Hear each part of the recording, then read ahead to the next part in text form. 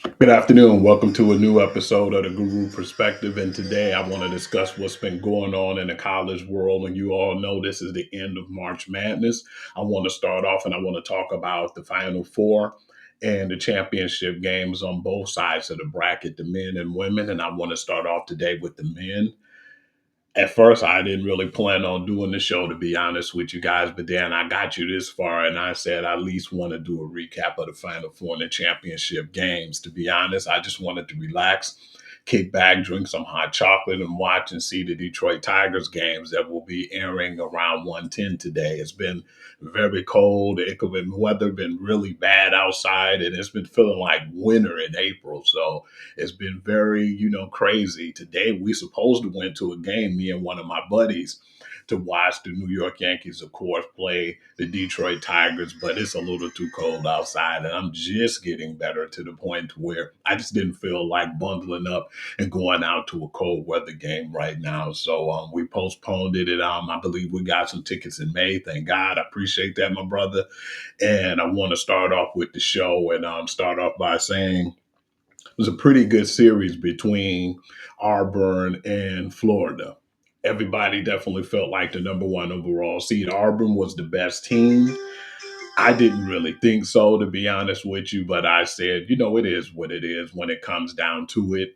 I looked at it and I said, if I had to choose, who would I go with? And I said, I'm definitely going to go with Florida, like I said, and Florida ended up pulling off the game. It was 79-73. The big player of the game was Walter Clayton Jr. He's been one of the big reasons why Florida has been playing at a high level. He had 34 points in the contest, and they did just enough to beat Auburn because Auburn was there to the end, but they just had a little bit more in them, and I feel like Florida wanted more, so they advanced to the championship game. And then we had Duke and Houston. Boy, oh boy, I don't really want to talk about this game right now because Duke had this game. I felt like Duke had it, and not only did Duke have it, but this game was over with around 2 minutes left. So, I got to the point where I got too comfortable, start doing other things around the house. But then, little to my surprise, when I looked up, the game was tied, and I was like, what is going on? Duke was up by a lot, and, they didn't really have to do too much, and it was just one of the biggest choke jobs in history. But unfortunately, Duke did a lot of situations where I thought they were going to pull off games and they choked in the past. This time I was dependent on them. That's what hurt me even more because I felt like Duke was going to be overall the champions, but they just didn't do it. It didn't materialize that way.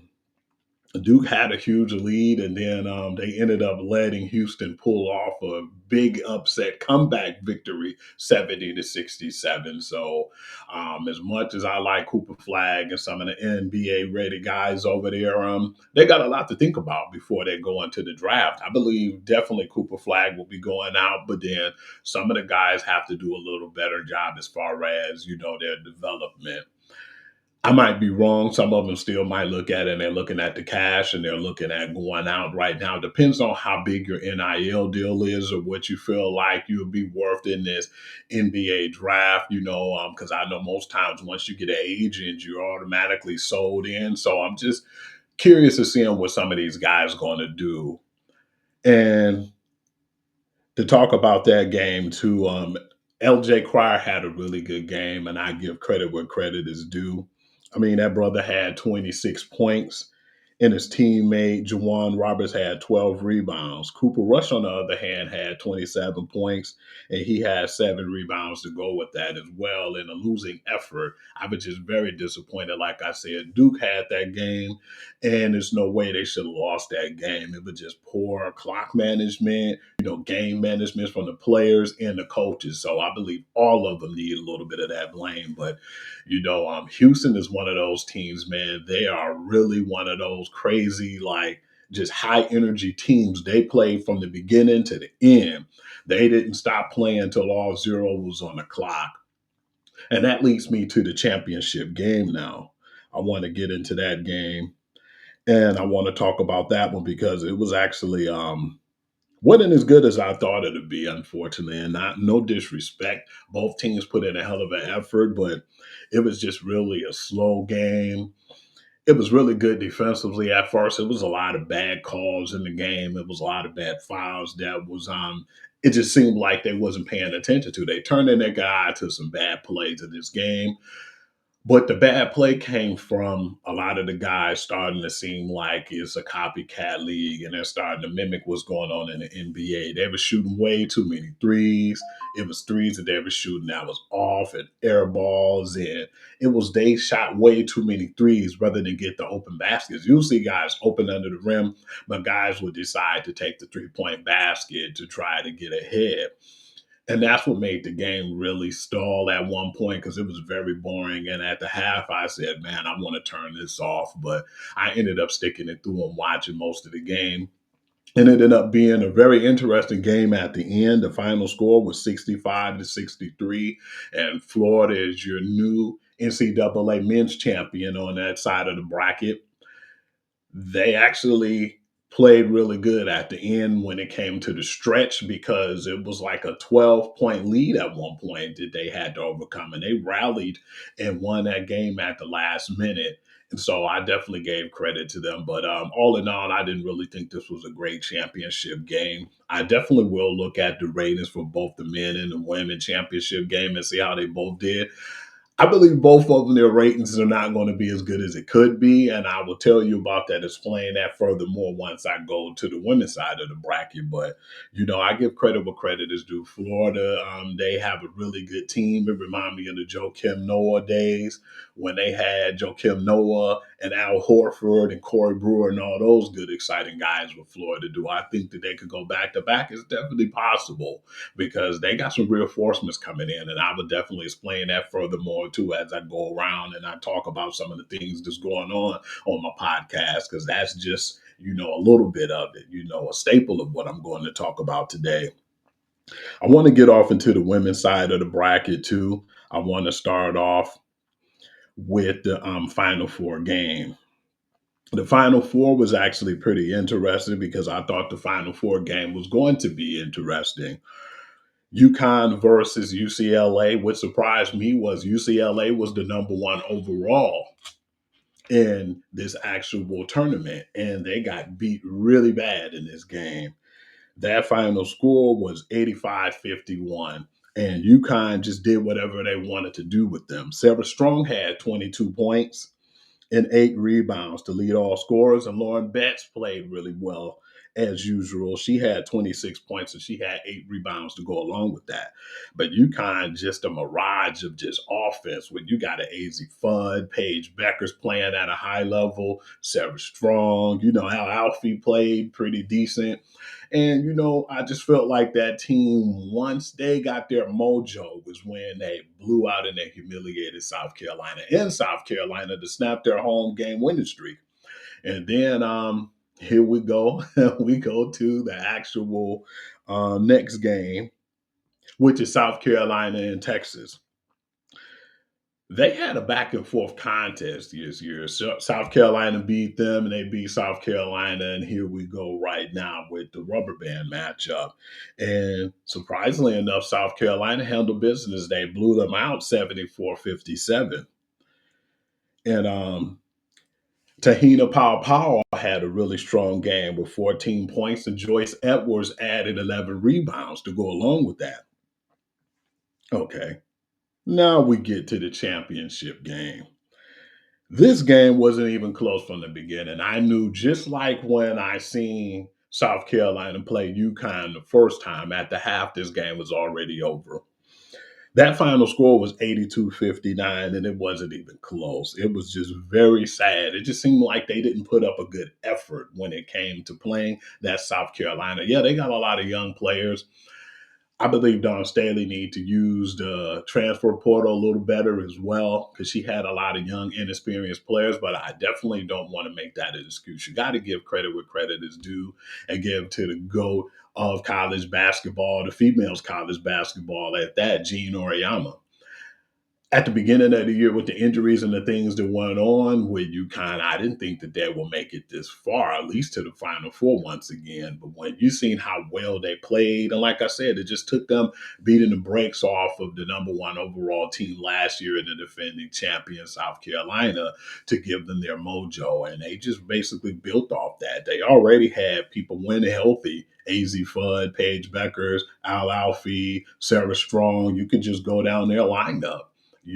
Ice Brady, they still have people who were kind of banged up, but just the defense and the paralysis and what Gene Oriana and bred into those girls, he has a lot of championship pedigree over there. And being a great coach, no disrespect to Don Staley, I just felt like this was their year.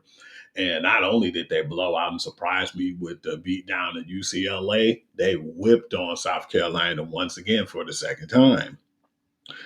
It wasn't even close. And like I said, it was still a better contest to me to watch than the men's because I feel like the women, even if they didn't shoot the 3-point shots, they have women who can control the clock. They have a good post game, good perimeter shooters. And it was just a really good game for me at one point until it really got into the half because it was pretty close at one point. But I have to give credit where credit is due. Paige Becker will be leaving, and this is her stamp of approval. And she did one thing that the other, so called great player in college history couldn't do, which is Caitlin Clark. She beat a South Carolina team and moved on to go to the WNBA draft. So I definitely want to see what's going to happen because their draft is going to be within a week, and it's a lot of good things to talk about. I want to go ahead and I want to talk about some of the things too that I have in store because at first I didn't think I was going to have a lot to talk about. It's only like 12 minutes is going past right now, but I still have a few things up my sleeve that I wanted to get off my chest too. And this is something I rarely do, but I want to do now. And I'm going to talk about some of the big names that's going to be in this transfer portal coming up too as well. Of course, Florida won the NCAA college basketball championship on Monday, led by Walter Clayton Jr.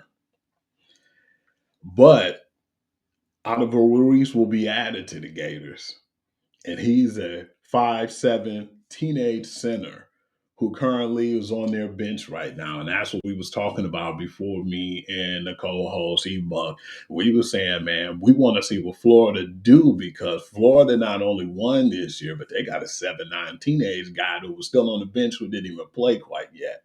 So just think about that. They got a 7'9" center who's a teenager. And speaking of, Ruiz holds the Guinness Book of World Records for the tallest teenager in the world at 7'9". That is sick. I want to talk about some of the things that happened in the transfer portal as well.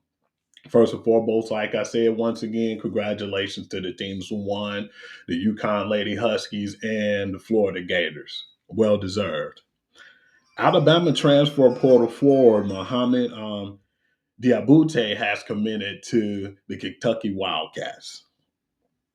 Not only he went over to Kentucky, but one of the top big men, Jayden Quintons, in the transfer portal from Arizona State, has found a new home with the Kentucky Wildcats. So they trying to build an empire over there because he just transferred today. The gentleman from Alabama transferred yesterday. Vanderbilt transfer big man Jalen Casey has committed to Tennessee. The 6'8" forward averaged 8 points a game, 5.7 rebounds, and I believe that he's going to be pretty good when he go over there to the SEC. Well, actually, he already was in the SEC. He's just transferring schools. Miami transfer guard Jaleel Bethea, the former five-star recruit, has committed to Alabama. The 6'5" freshman had a career high 21 points against Syracuse.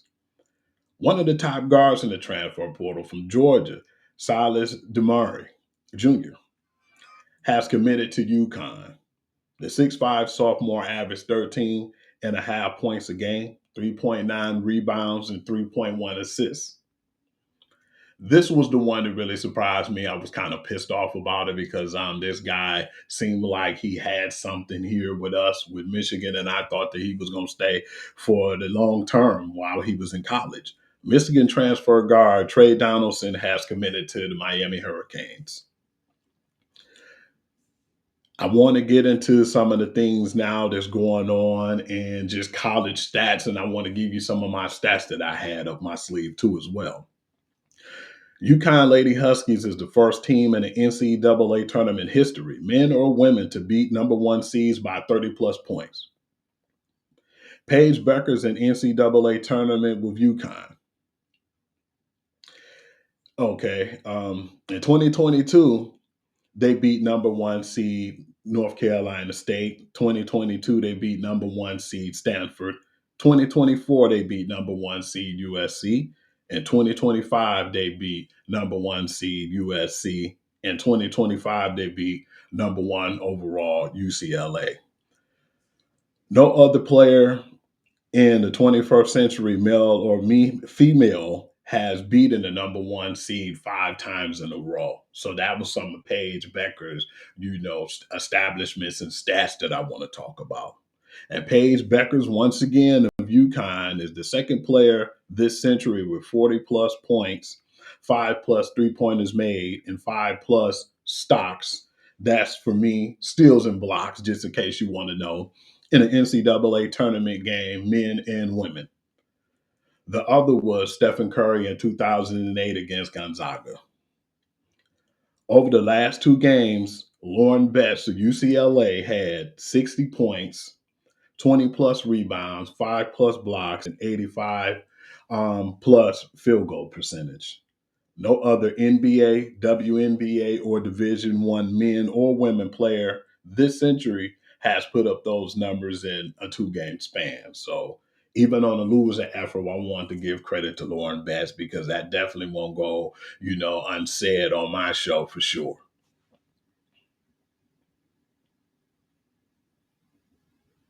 I want to talk about the transfer portal too on the women's side, some of the things that shocked the heck out of me today.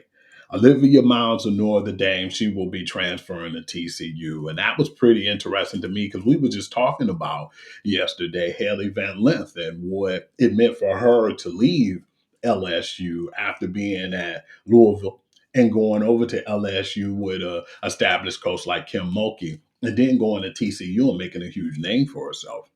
I definitely want to see what Olivia Miles do because it was not only a shocker that Olivia Miles was not going to go to the WNBA draft because she was going to be a top 2 pick regardless, but she decided to hold off on the WNBA draft and then go and enter the transfer portal.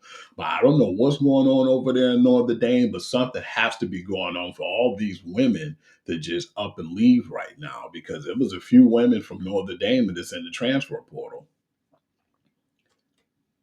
Well, Ty Jennings of Baylor, she's transferring to Alabama. And one of the other big trades, too, well, big transfers that I was going to mention was Kate Caval. Kate Caval was one of their sensational rookies at Notre Dame, and she's transferring over to LSU. So that was really big because I definitely feel like her being at Notre Dame and going over to LSU with Kim Mulkey, I already thought she was a really good rookie player and a sensation in the league. But for her to go to Kim Mulkey now after leaving Notre Dame, I don't know what's going on over there, but a lot of people are leaving. And there's so many people now that's getting and entering the transfer portal. I will be explaining a lot more of the people who transferred and the people who will be going to different teams as well. I got it now on my phone and it flashed across my screen like ESPN. That's why it's so hard sometimes when I hear the phone and the notifications to go off to not look because there's so much going on in the college world and not just basketball, but then you got football and a lot of things that's going on with people who are in this transfer portal as well. But that being said, I would like to say thank you guys. And I knew I wasn't really going to do a show today, but I thank God I did. But I wanted to give shouts out and, for all the people who listen to the show and chime in and all the people who give me love on a regular basis, like Coach V. I want you guys to stay tuned too because we're going to do a lot more advertisement for his team, that's out here, the Michigan Lions. And I mean, the Michigan Eagles. I take that back. I'm sorry. And I just want to give him more of his flowers as well with him and his team. They're up and coming team, and it's going to be the indoor football. So I want to start posting more and getting more pictures and doing things for Coach V to, use my platform to help out that brother too as well, because we love that brother, man. He always shows us love. He's always, chiming in and, going on our shows and making sure that he make his point across and get his point across.